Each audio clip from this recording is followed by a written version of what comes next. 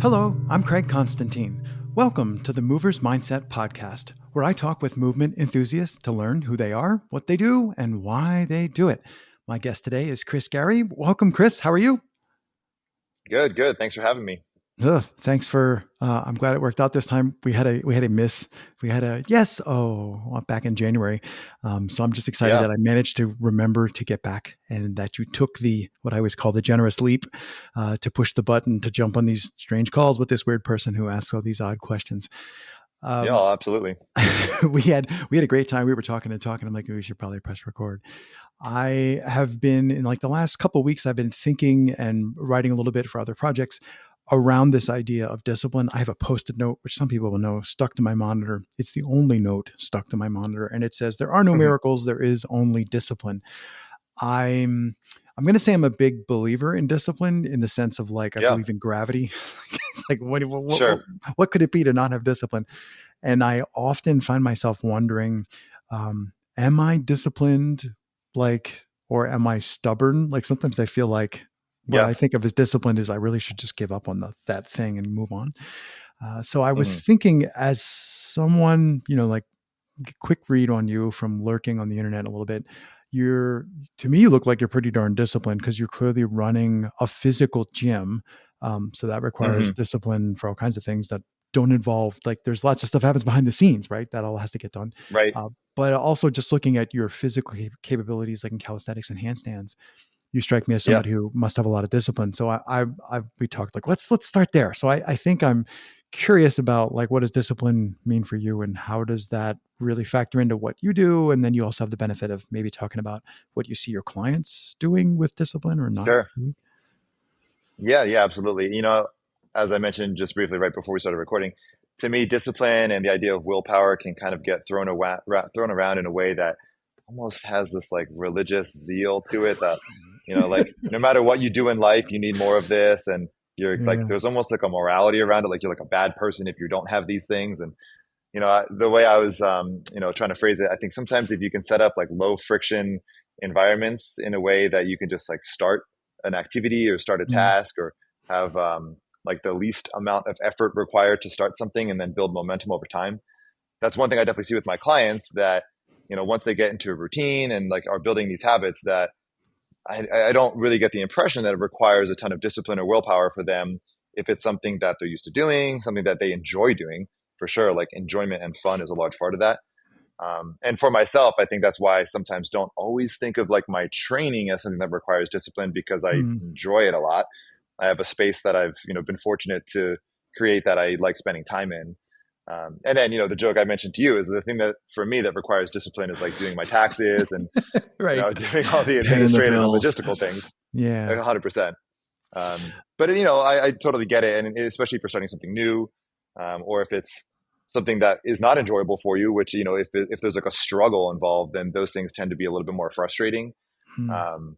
So trying to find ways to start new things that are more engaging and enjoyable, and hopefully not frustrating, so that there's like the right amount of struggle that's engaging and forces you to concentrate and focus, but without feeling like super sore, without getting injured, and these kinds of things. Yeah. Um, that's a really good point about the right amount of struggle. I have done some dumb Sure. stuff, and I don't mean like the dumb stuff that we need to look up the statute of limitations on before I can tell the story. I just mean like dumb stuff like, let's QM across a bridge that's 2 kilometers long. Things I look back and I'm Yeah. like, that was fun. I'm not doing that again. I'm not going to, like, I'm going to train for it more. I'm going to do it fast. Like, no, I did that once. I learned a lesson. Yeah, I learned a couple lessons. But Yeah. the right amount of struggle, that's like really hard. And I'm not Yeah. really a runner, but I do run. And where I don't know, I know where you are, but where I am, it snowed today, just for effect. Like I, Oh I, I wow. happened, Yeah. I happened to open the door, like unexpected, and it was snowing like crazy. And I'm like, oh, didn't expect a snow squall, but it wasn't really Yeah. sticking, but it was snowing for effect. And I had opened the door because I was going to go for a run. So I was like, oh, all right, well, I guess, and so Yeah. discipline popped into my head. And I thought, I actually thought, a disciplined person would run whatever the weather is doing, and it's just snowing. It's not even below freezing, Craig. Like, just go. And Yeah. I kind of used discipline like as a meta, like somebody who was disciplined would go run. I'm not disciplined, but I'm going to go run. It, like, I kind of faked Yeah. myself into it. And when you said the right amount of struggle, that was actually just the right amount of struggle, because the run wasn't any harder than Sure. any other time. But Yeah. I hit this little like whoop, this little uphill bit there at the door in the snow, and then Yeah. just went, oh well, I've come this far. And you mentioned we should talk about the gym. Before we do Yeah. that, you mentioned the clients and people coming to the gym, and I'm thinking there's something about just get to the gym and then, oh, it's all Hmm. downhill, for your clients who are interested in handstand progress or something that they're working on. Yeah. And I'm wondering, have you seen that? I'm guessing it's more challenging for clients who are working remotely, because I'm air quoting, the gym for them is like the Hmm. living room or the den sofa, and the dog's in the background and the kids upstairs. Have you seen people Hmm. needing to like hack their lives more because everybody else just has the easy Mm. hack of go to the gym, like it's this friction Uh-huh. reduction thing that's automatic? Right. Yeah, that's interesting. When we were kind of in peak COVID times with 2020 and 2021, we were offering lots of virtual training options. So the good thing is that we did a lot of body weight training anyway. So it kind of Mm. translated decently well to people's apartments and their living rooms and their, patios if they had it. But the interesting thing that I noticed in 2022 and now is that we didn't really get that many people interested in training in their living room anymore. Like they wanted to go to a space that was kind of made and dedicated in a community of Yeah. social people that are going to train these ways together. Um, and obviously, not to say there's not people who do train at home. I wouldn't be surprised if you do work from home and then train at home, and then it's like a very tough thing mentally to kind of separate those two. Yeah, Kill 100%. me Yeah, now. yeah. So I can imagine that, and I think hopefully that's why with the people who I work with in person, it is a separate place. It is like you had mentioned, this idea of almost like a dojo where when they come in the door, they can set their bag down and then whatever else they were having to deal with for the day can be behind them. Yes. They don't need to keep that in the forefront of their Yeah. mind. And then they see their friends who they're used to just the only thing we do here is handstands and strength training and flexibility. We don't have to worry about the other things from your day. Yeah, and the no, we'll presume. Well, I mean, I know it is at your place, but the no judgment zone. I'm going to presume that all gyms in the whole world are no judgment zones. That's not a thing. But let's just presume that. But that idea of going to the space, and who's in the space? Other crazy people like me who are here to do crazy things, or we don't think Right. they're crazy, but that's that whole people like us do things like this. We feel Yeah. camaraderie. And you mentioned. When you were talking about people, you were saying people want to come someplace where they can do this together. There's that social aspect. And Yeah. really the pandemic or the lockdowns, or just if you want to say the whole situation, really, I Yeah. think made a lot of people realize, oh, you know what I really miss? I miss the people. Like I don't miss my job. I don't miss Hmm. the office and the water cooler. I miss Right. talking to whoever at lunch, or, this person in the hallway, or this person we used to work on these projects, and, was like us against the world kind of projects. And Right. that, I think, is, if we can find a benefit from all of that, I think it's people realizing, you know what, I need more people. Like the people are the part that I really Yeah. draw energy from. Yeah. That's the end of my ramble. Tell Yeah, I mean, me. group fitness has been a thing for decades. If you go back, Oh CrossFit was yeah. where I was introduced to this idea. But before CrossFit, I mean, you can go with different yoga and Pilates, and in the U.S., like jazzercise was like a social group Uh, thing, and aerobics hey, classes. I'm old enough to remember that. Sorry. Yeah, and I Uh, think from my end at least, like I was part of a community in a CrossFit gym like about 14 years ago, hmm. and that kind of that was when I realized that it was more than just the fact that we were showing up to work out. You're obviously going to be making friends, and you'll spend time with those people outside of the gym. So this idea of like a social gathering spot that just so happened to Hmm. also be like a fitness center. I think that was at the forefront of my mind when I, wanted to kind of like steer and create this thing that we have here in DC. Yeah, the thing in DC, we keep talking about it. The name of the gym and the website. Yeah, yeah. So the gym that I own and run is called Physicality. We're on 8th Street Northeast in DC. So our website is physicalitydc.com. We do a lot of calisthenics, strength training, hand balancing, flexibility work. We do classes, online coaching, semi-private training, personal training, so a little bit of everything. But yeah, it's a good group of people. Definitely, like you said, like a judgment-free zone. I kind of joke, I didn't come up with this, but it's like a Harry Potter reference that when you go to a place that like people train like you, it's like, a safe spot to train. And then other places are called muggle gyms. It's like the Yeah. non-magic folks. So we're like, we're a wizarding gym or a magic gym, but yeah, Yeah. so people get it, when they train here. Well, that shared language. Now, I mean, shared language can also be a problem, right? Like shared language can create in groups and out groups, which is right next to Sure. us and them, which is right next to a lot of isms that we don't like. Um, Hmm. but having a shared language, and I was thinking, like, I was trying to talk to you a little bit beforehand about some of the things that I've tried that in the realm of weightlifting or calisthenics, and just being able to use some common words. It's like, you can Hmm. kind of understand the struggle that I faced just because of like the way I'm talking, not like the tone of my voice, but I mean the words that I'm using. I tried this and that Sure. worked, and then I tried that, and then this was a problem, and then I had to do this, and I've been doing a lot of this. And I think that one gets more comfortable when you know that the other person understands you. And in that Right. sense, I mean, not just I said A, B, and C, but you understand more about who I am and my personal Hmm. struggles and what I'm going through. And I think that's part of the magic that happens in shared spaces. I mean, those shared spaces can be Yeah. like we all go to the same address on Tuesday, and it can also be a shared space like, yeah, we all meet in randomly rotating parks to do the thing that we do together. Right. Yeah, But that absolutely. that society is a huge thing. Uh, what else? I try not to like grab the steering wheel too much here. What else is bubbling to the top of your mind now? 11 minutes in. Yeah, I mean, just because we were talking about it, the idea of spaces, our current space as of December 2023, we have about 12 months left. Most likely, they're going to be tearing the building down to create some apartments. Sad So it is at the forefront trombone. of my mind, thinking about what the next space would look like, both where it's going to be and what is it for, and is it mostly for in person versus is it more for a space to be creating online events Mm, versus or like workshops only. Those types of spots I've seen more and more of where on a daily basis, there's not a lot of people there in terms of like a fitness center, but they do host weekend workshops, once a month and those types of things. And the idea of like creating a space is kind of on the forefront of my mind. mm. I went to a space in a place, at a time, and the space itself was really like exactly what I'm like. Whoa, this is really, oh, this is great adjectives, right? And then, but it was in a larger space that was Hmm. not a mall, but like an open pedestrian area in the center between two big buildings. I think Yeah. the upper parts were residences, and the lower parts were all like retails. And this, so the place that I went to visit was in, among other things.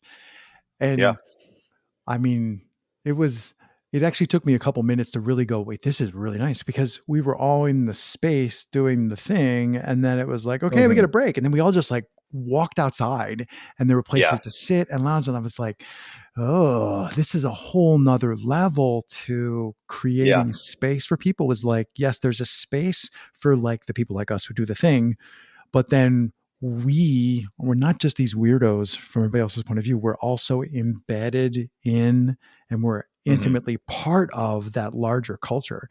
And I don't, Yeah. I know I've never been to a CrossFit gym. I mean, actually, I've been to a CrossFit gym. I've been to several, but never actually gone there for training. So I've never been a Sure. part of a CrossFit box per se.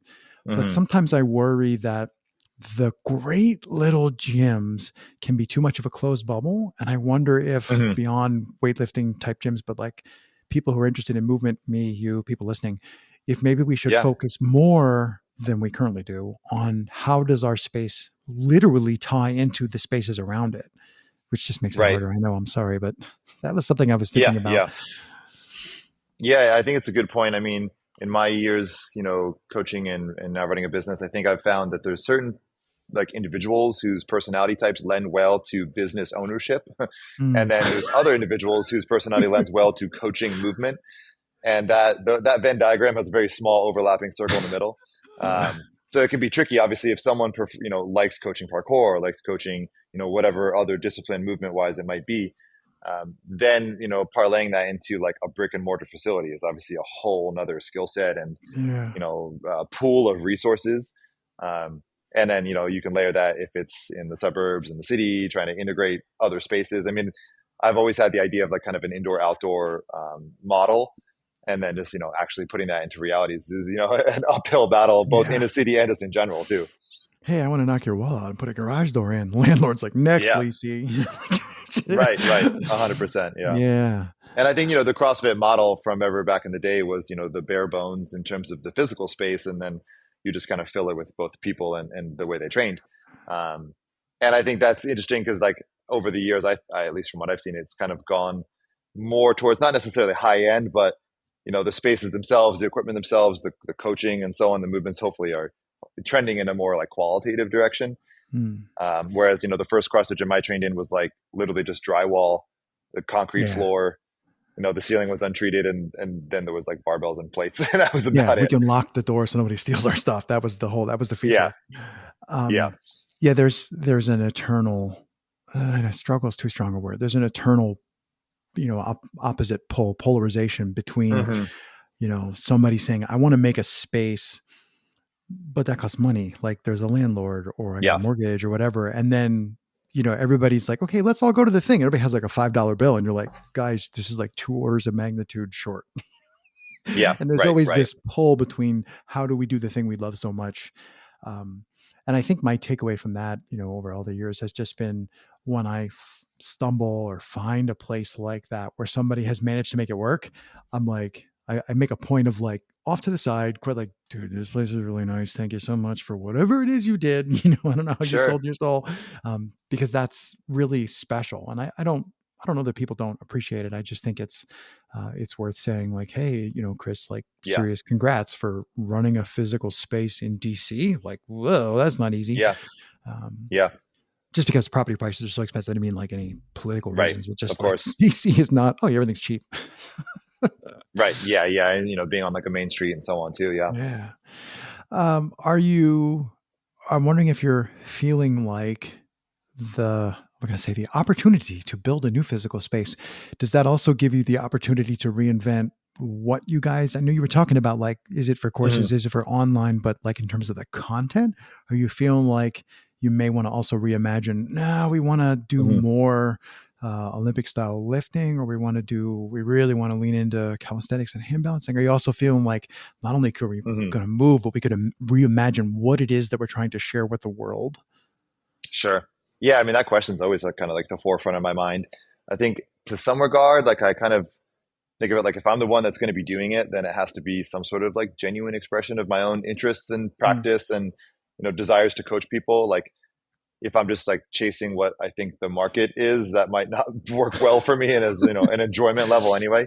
So I don't foresee like a huge pivot. In terms of like, I think what makes sense is we are like kind of known for at least like offer this niche style of training, which is very body weight focused and, lots of handstands and calisthenics and flexibility work. Whereas if you do want to do like certain styles of strength training, there's lots of other places you could also do that. And mm, we do that as well, but there's not a lot of gyms that are going to coach like front levers and handstands and front splits and pistols like all in the same day. So probably, continuing to lean into like those types of offerings. But like I said, genuinely, like I love to lift weights and my clients lift weights. I think it's both a healthy and challenging thing to do. And I don't foresee that going away or anything like that. yeah. Pick up heavy things is wise advice. Yeah. What's something that so I generally struggle to not refer to any groups of people as muggles, but you said it, not me. What is something that you think that the muggles get wrong about calisthenic or hand balancing, like kind of like a subset of calisthenics? But what's something you think that they get Hmm. wrong about calisthenics, that maybe holds them back or keeps them from starting? Or Sure. Yeah. Yeah. That's a good question. Maybe a couple things come to mind. And I'm kind of in like the fitness professional space, so I hear like other coaches say things like such as that like using your body weight can only get you so far for training. I think that just might be a little bit of a lack of knowledge around like how to use your body weight to challenge yourself. hmm, If for example, if you can do one chin up and then it turns into 10 chin ups, the only answer is not to do 20 chin ups. There's like 1,000 ways to do chin ups, right? And that's just one movement as an example. So that might be one thing, and maybe another thing, and this is just made more broadly reflective of like everyone who's interested in fitness, is that you don't have to train just to either lose weight or build muscle or look better. Like there's a lot of other reasons to train. And in fact, those reasons might not always stick around in terms of like the discipline and the willpower and the motivation. hmm, There's, bone density, there's learning new skills, it's fun to do, it's enjoyable, right? You see progress over time, you get better at something and learn how to practice well, versus maybe from the outside, people think that it's just like a means to an end or something like that. hmm. I guess it also, thinking about what are you mentioned bone density. What flashed through my head was like, isn't like breaking a hip like a leading cause of death for older women? Like that's like a serious Sure. thing. But I don't really Yeah. think anybody under 40 gives a crap. Like, yeah, Right. that's a thing. But and there's epochs to life, right? So everybody's gonna go through their phases. And I'm Yeah. thinking that there's sort of a challenge to, I don't coach calisthenics, I don't coach at all, but there's sort of a Hmm. challenge to say to people like, don't worry about what everybody else is doing. Figure out what you want to Hmm. do. Like, don't poo poo calisthenics or body weight. If body weight Right. isn't what you want to do, then go do what you want to do. And I think it only would be a problem if somebody was a coach and was, trying to proselytize to Sure. say, this is the way. The way is, Olympic lifting Yeah. only, and that anything else is wrong. Um, Right. and I think that's always interesting to see. um, I'm going to say the spark of curiosity. Like I've been to some events where I've been, sometimes Craig's off doing his own thing because people are Yeah. doing things and I'm just like, that's nice. I'm going over here. And I was doing something weird. And then somebody who I would say is one of the normal, there are no muggles in this story. These are all people who are in the Yeah. thing. Right. You got me saying it. And I was doing something weird and somebody came over and went, what the are you doing? And then I Yeah. went, oh, I'm just, trying to do this, blah, blah. And they were like, huh? And then I'm like, try it. And then they tried it and I left. And like a half hour later, they were Yeah. still, so I think Sure. there's like inside of all of us, inside anybody who's really interested in any kind of movement or physical training, there's this curiosity part, this play-based part. And I think Right. as long as Yeah. people don't lose sight of that, they can always be excited to try new things or excited to be Yeah. open to the other person's jam. So Right. Right. I don't know Yeah. that I And I have the think question play right. is, yeah, I think play is an important part. I think the type of training that we often do from the outside, people might look at it like it's like a very loosely structured, just kind of like, oh, kick up to handstand or try a cartwheel and that kind Yeah, of you're stuff. just screwing around. Yeah. Yeah. And then like when you get into the weeds, is, we're like very much so detailing progressions, like one step of a ladder at a time.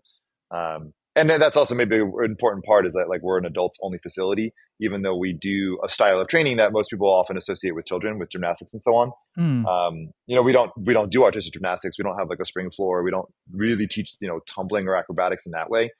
The most acrobatic would be like a handstand. But also I think when you get here and then you start to approach certain things with like a fine-tuned eye for detail, that can be fun and playful in its own way. You start to realize that there's like levels of progression you weren't aware of, and then it becomes almost like a challenge to like take those steps up and kind of level yourself up over time. hmm. My mind is drawn to this is going to be non sequitur. My mind is drawn to a quote by von Neumann. Is like people listening or movement people are probably going to go, who, what? I don't know if I can find it. Oh, yes, I can. Von There you Neumann. go. Uh, so somebody asked him, I'm not going to give the whole basically, somebody asked von Neumann, what would it take for a computer or some other mechanical entity to begin to think and behave like a human being, which is a loaded question. Why do we assume that artificial intelligence would be like humans? But we'll let that stand. Right. So he took a long time before he responded, and he said, this will make sense. He said that it would have to grow, not be built. He said that it would have to understand language, to read, to write, to speak. And he said it would have to play like a child. So Sure. Yeah. play is Yeah. something we always come out and was like, So I don't think the large language models are capable of play yet, but it's Yeah. it's That's fair. the whole play. The goal of play is to continue playing, and as you were saying, Hmm. this find new levels of difficulty or progressions inside the skill that I'm working on makes it playful. I Right. come back to that all the time. I think that's like the number two most common word in when I ask people for three words. I think love is Yeah. super common, but play comes up a ton.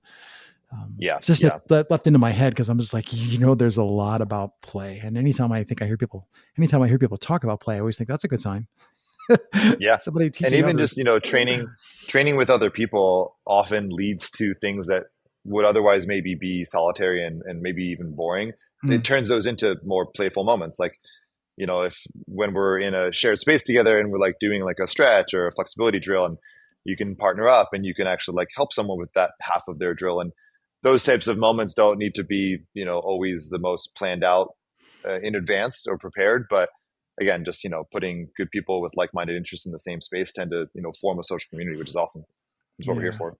Yeah. And that whole, like, if we're doing ab work, we all cramp together, it's like, Yeah. yes, Yeah. we Right. all know the suffering. Yeah. And I Yeah. think Communal that's, suffering. Right. yeah, that can also be a bad thing. We can go too far down that road, and then it turns into a giant hazing. This is not a sorority or a fraternity. Right. We don't need to be hazing each other, but there is, um, to an appropriate extent, there's virtue in challenge. There's virtue in overcoming challenge. There's virtue in Right. what I don't actually think is suffering. Suffering to me is different than how Yeah. I'm having a cramp. I mean, that's not suffering. Yep. But Yeah. yeah, but I think I'm probably preaching to the choir, people listening about that. Yeah. Hmm. What's something that you've looked at, like, and like it could be 3 years ago, 5, 10 years ago, or recently, but what's something you've looked at and went, oh, that's really interesting. And then I like back away from things like, oh, I would love that, but I don't have the time or the space for it. Like, what's something you've backed away from? It was interesting to you, but you Hmm. went, I'm going to choose to say no to that. Honestly, there's several things that come to mind, mostly just because there's like a finite amount of like time in the day, week, and month to train and learn new things. So, for example, I used to boulder quite a bit, a couple times a week, and just in terms of like recoverability and like limited resources, I ended up like kind of sparsing that down. I still love it. I think it's great. It's super cool. It's a great, movement modality. I used I to have do an idea jujitsu a for the couple new times a week. gym. Put some rock in your new gym. Sorry. Yeah, yeah, exactly, exactly. I know. Get a little bouldering wall. Jiu-jitsu a few times Um, a week. Yeah, yeah. So I do jujitsu as well, and same thing. I mean, I think it's like an amazing, combative art. And in terms of if I wanted to get better at that, I probably would have had to commit more time to it versus if I Mm. wanted to get better at other things. Um, and maybe the same could be said. Like way back in the day, I did do a bunch of training under Ido Portal. So kind of like seeing the basis of where a lot of his coaching and practice came from in that whole community. And then where it went, which to me from the outside looks like a little bit more both dance and play and that kind of things, which I, I don't think I have like a genuine interest in some of the parts of his practice. And also just realize again, if I were to try to, grow in those areas, I would have to like both minimize a lot of the other sides of the things that I do. Mm. Yeah. Half-assing doesn't work for me. Right. I I've mean, being a spent, generalist is not a bad goal. I mean, I think it's a thing to try for, but in reality, I think generalism is more for in terms of like physical training is just you picking a few, like similar but different enough practices that you can all fit into one thing. yeah. So for me, it's like strength training, calisthenics, flexibility, handstands. Like there's enough overlap that I can kind of fit those into the same, pie.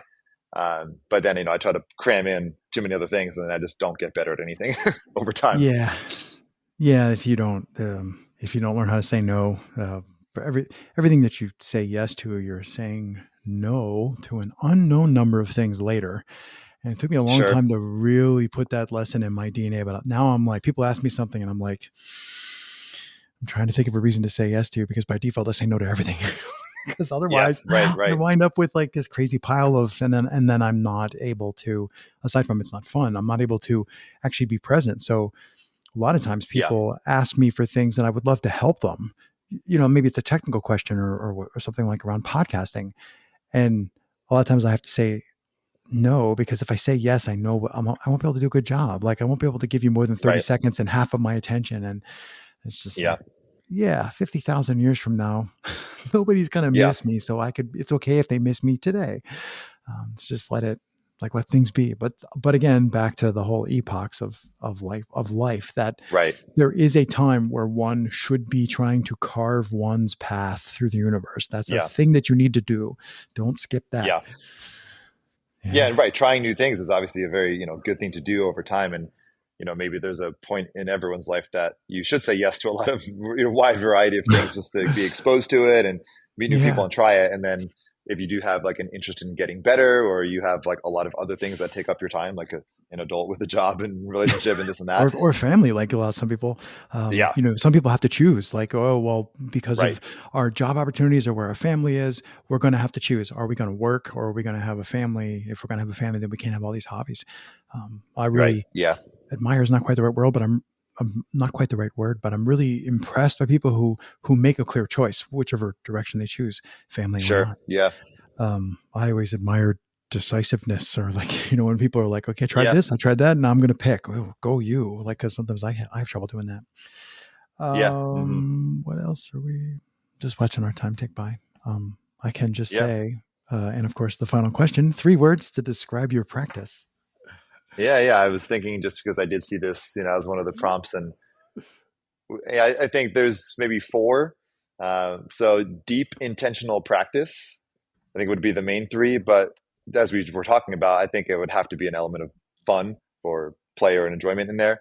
I guess that's six. But in terms of deep intentional practice, I think if personally tracing back a lot of different things I've gone through, both in like the academia world and music world and now fitness world, like that's kind of what I felt like I was doing, was trying to like intentionally practice something in like a very like deep way.